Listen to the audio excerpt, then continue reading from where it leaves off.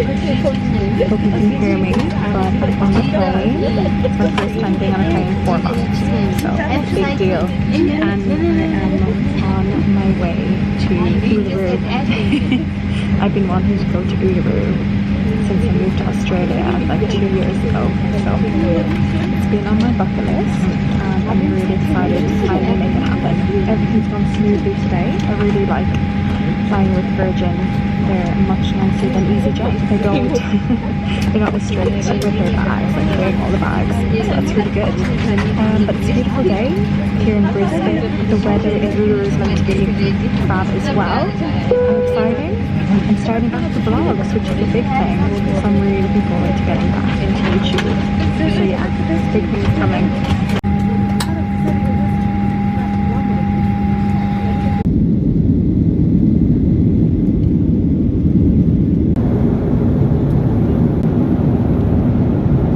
National Park. In order to enter the national park, you do need a national park pass.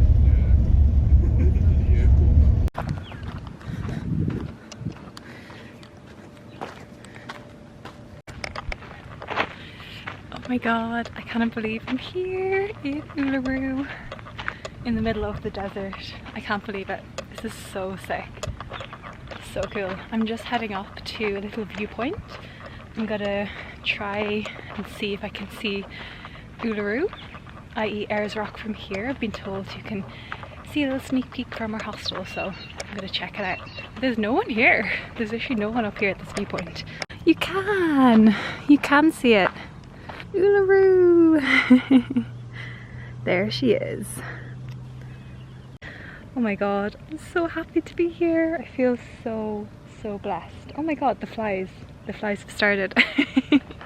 I feel so blessed to be here. It was my dream to visit Uluru and I'm finally making the dream come true. Oh my god, the flies. I have a fly net, guys, so don't worry, because I'm going camping for 3 days. Actually 2 nights, but 3 days on the tour starting from tomorrow. So I have my fly net and I will be using that for sure. But oh my god, I feel so blessed. So I am staying at the Outback Lodge. It's a lodge and hotel, but I'm staying in a dorm room and it was $50 for 1 night, which is like £25, which was the cheapest I could find. But the lodge is gorgeous, guys, and the dorm is stunning. I'm going to give you a little tour a bit later, but I think I want to try and catch Uluru for sunset, so I'm going to try and get the shuttle bus over to the viewpoint. I think it should be over that direction. What's really handy is there's a shuttle bus that takes you all around to all the different viewpoints around Uluru, and I think it is free and it runs every 20 minutes, so I'm going to catch that now and try and get a really good spot for sunset. But I just feel so happy to be here. Got my tie-dye on. I'm going to try and get some cool pics. So this is where I'm staying. This is the lodge. How cute is it? There's outdoor showers and toilets, but yeah, they seem clean and yeah, pretty reasonable, to be honest, because obviously it's quite a remote area, so I was expecting prices to be high. I think all the hotels are pretty expensive, but yeah, for a dorm room like $50 a night is not bad. So this is the daily shuttle bus. I am here. I'm here in the Outback Hotel and Lodge, and this is the bus route, and then it goes up also to the lookout. So this is where I want to go, the Uluru lookout for sunset. So that is my next mission. Guys, I've got all the colours going on right now. I've just brought a really colourful jumper for when it gets cold, but yeah, a bit of a mix up with the viewpoint. I didn't realise you could actually walk to it. So that's what I'm currently doing now, and it's a race against time because the sun is going down really quickly. I think it should set in about 20 minutes, and I think the walk should take about 15. So yes, but guys, I actually can't even express how grateful I am to be here. When I thought of Australia before coming over here, I always envisioned, I think mostly Sydney and Uluru. And I've been to Sydney loads of times, and now I'm finally getting to come to Uluru. And also I'm really happy to be back vlogging. It's something I have definitely put on the back burner, definitely, but I'm looking forward to rejuvenating my channel and getting good content, because I have lots of exciting plans coming up in the next couple of months, and I've got loads to fill you in on as well. Just look, how beautiful is this? There she is in all her glory. Beautiful Uluru. I'm not gonna lie guys, I did shed a tear. Why am I so emotional?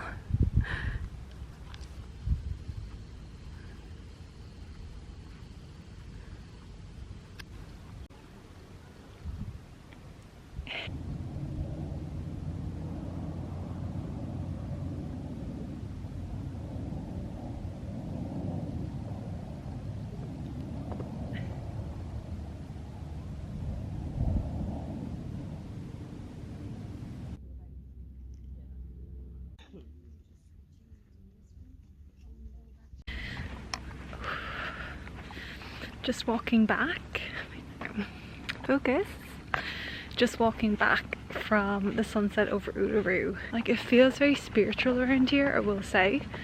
Like, the energy is really on point. I don't know, since I've got here I felt very emotional, and that was just incredible. A moment I've been waiting for a long time. And I think also because I have, as I said, been in the city for the last 4 months, being in nature and doing something like this that I've waited for so long to do is just really making me feel great. Now I am off to my next exciting thing in my trip. It's kind of the light show, I would describe it, the light show in Uluru here. They basically set up a bunch of fairy lights. You'll see, you'll see. We're heading there now. Let's go.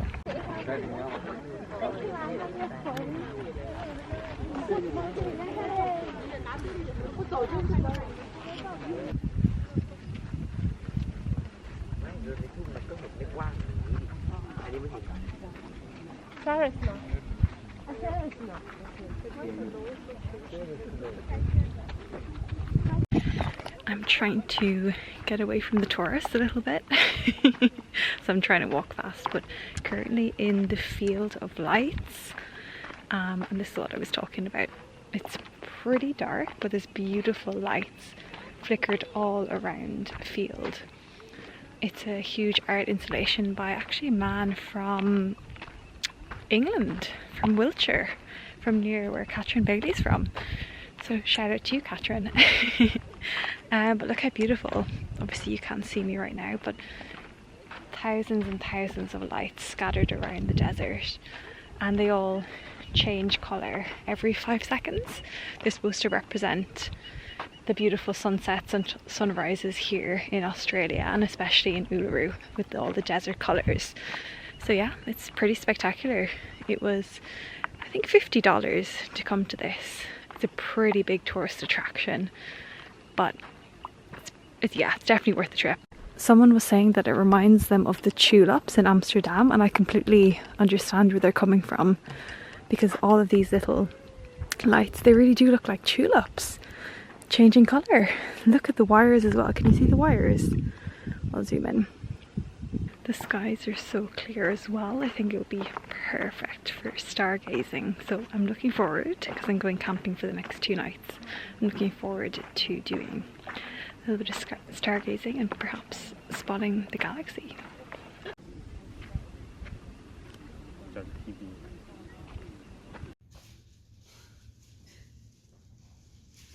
Morning guys!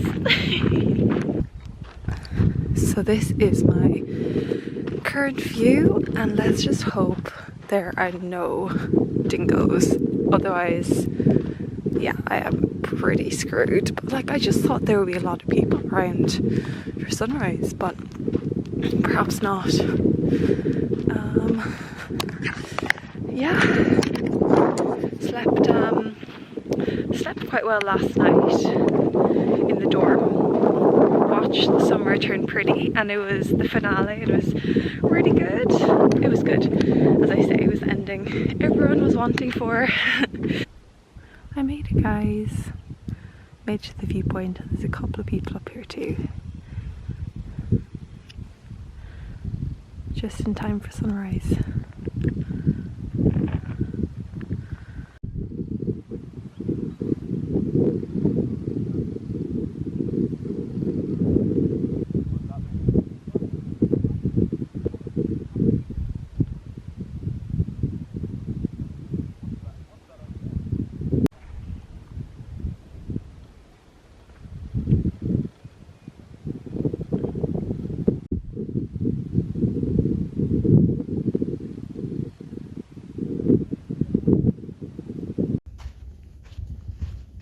Just on my way to get a little bit of breakfast. I am looking for a brunch spot, so hoping I can find a little cafe. I also just met a lovely Irish man who's working in my hostel, and he was saying basically the whole hostel is Irish people and Spanish and French people doing their regional work. Honestly, it wouldn't be a bad place to do regional work, but he did say it gets up to 40 or 50 degrees in summer. So I think just be careful the time you're coming here. Definitely try and avoid that if you can. And he said in the winter it gets down to like 0 or -1 because it's a desert. So also beware of that. So I don't know what the best time to come is. I think the winter still, because obviously you can wrap up. But when it's like getting up to 50 degrees, I mean, what can you do to cool down really when you're in a desert? So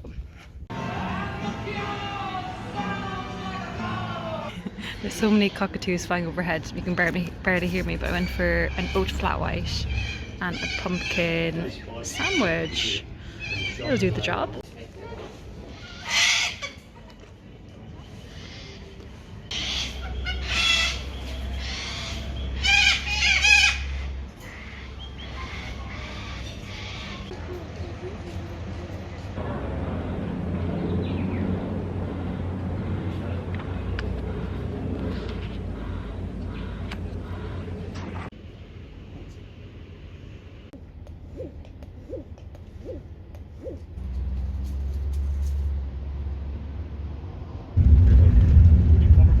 The Valley of the Winds and Wopa Gorge.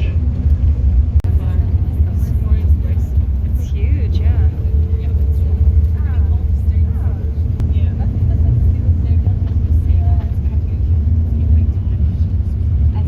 And the sun's coming out.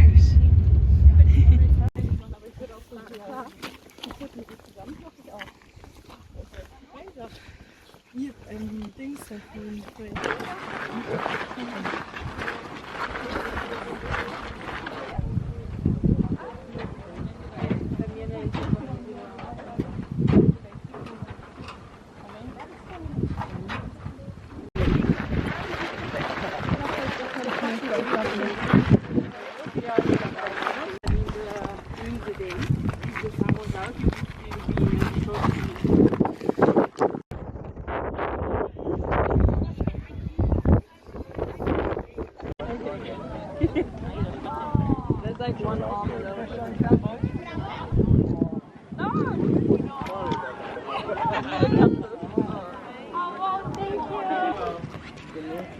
So this is this is my bed for the night, my swag. I'm just trying to give you a bit of light, but it's basically like an inflatable mattress. I'll try and show you.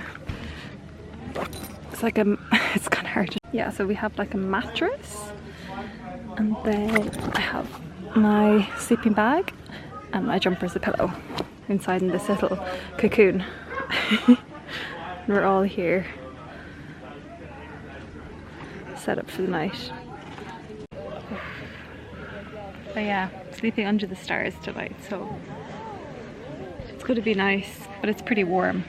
I thought it was going to be cold, so I brought like layers, but I think it's actually going to be pretty warm, which is good. Definitely good. I'd hate to be cold. We have to be up at 4:40 in the morning so pretty early.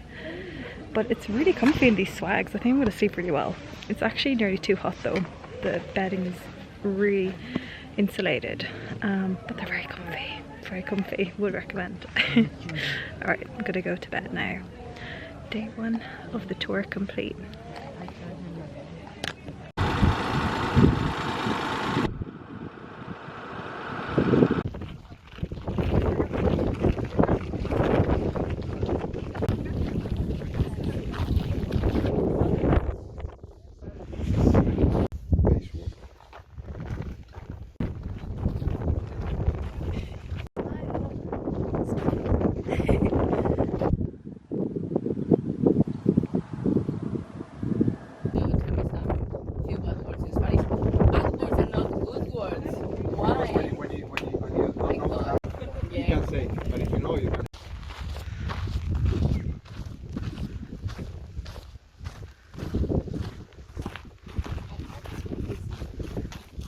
I would never ever get sick of this view.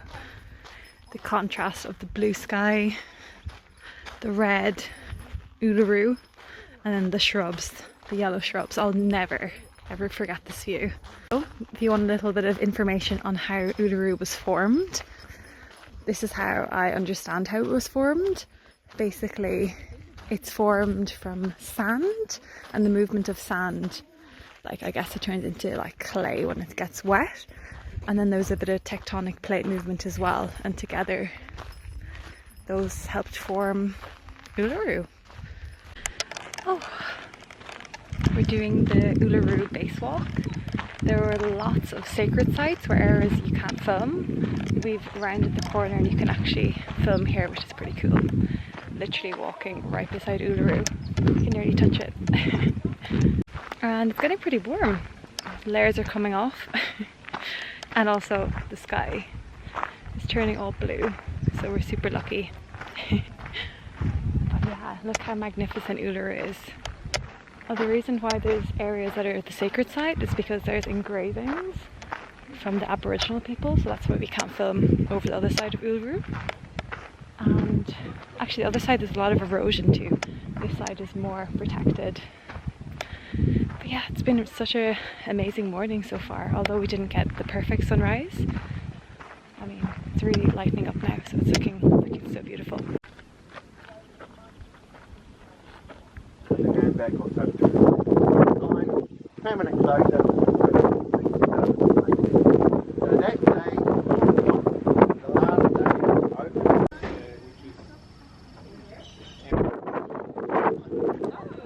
which is secret as well. The properties that we were about to open, but because the crown and ownership were separate. Hello!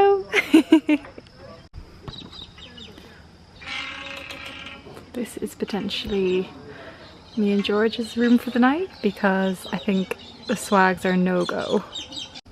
So last night was funny because we were outside in the swags and oh my god, these birds, they're gorgeous. We had to come in. He's disturbing me. He's trying to talk to me.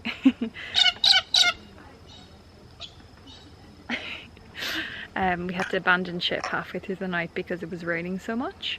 And it's looking a little bit threatening tonight as well. There's a little bit of rainfall, so I think I'm gonna probably just sleep in the tents.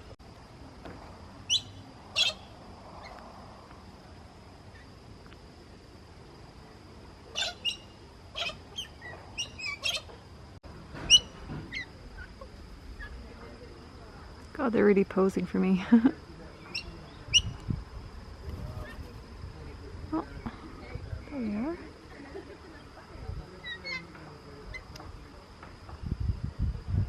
Swags.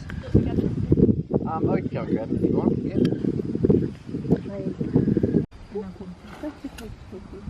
Yeah. Just make sure we're always off the track so we don't block up the deposit in the centre of the continent. We had an inland sea, and that inland sea bordered the ocean border from the east and the west coast, believe it or not, and that pulled in the centre and it lasted 80 to 100 million years. So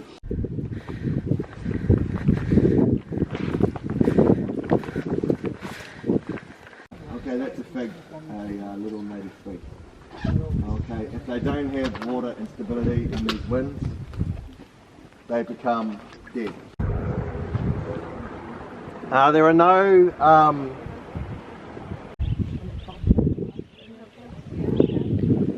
Leo, you can do like video. Hard to see them.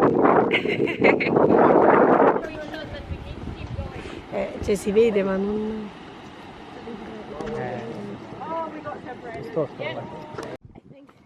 Candid.